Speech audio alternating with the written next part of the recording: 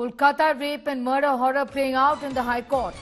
Petitioners here seeking High Court monitored CBI probe. The state government says protected the identity of the victim. Victim's family happy with the probe, says the state government. But the petitioners here are seeking a probe and intervention by the CBI. State government says that we protected the identity of the victim, is what the government essentially has said. And the petitioners are demanding for a CBI probe. The family is happy with the probe, is what has now been said by the state government.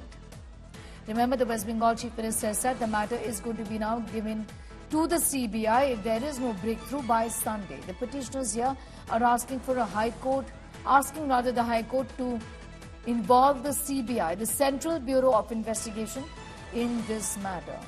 The government says that we did in fact protect the identity of the victim. Not just that, the family of the victim here is satisfied with the probe.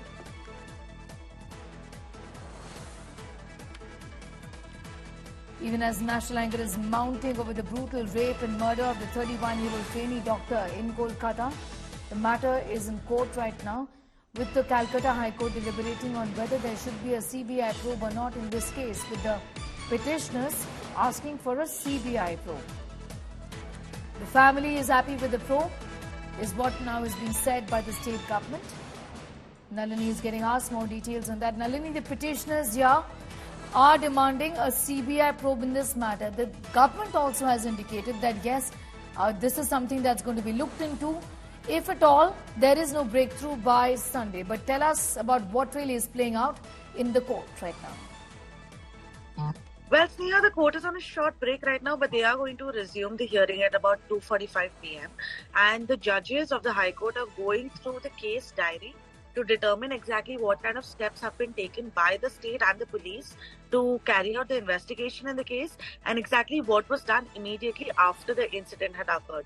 So the State Government Council has given the detailed timeline of everything that had happened on the day after the incident had occurred, once the body was discovered, how soon the outpost outside R.G. Kar Hospital was informed, and how soon this into action. So as far as the state government goes, they say that there was no delay on their end. They also say that they are not responsible for the name of the victim being leaked into the social media.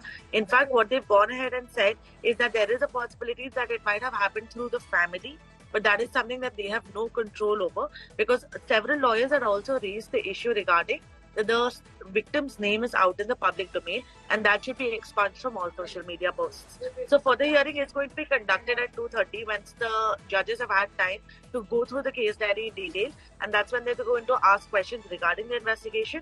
It remains to be seen what happens, because the state government has defined about the fact that they've done everything according to the law and according to procedure, and there has been absolutely no delay on their end regarding the investigation in the matter. All right, I'm going to thank you for the moment for getting us up to speed with those details.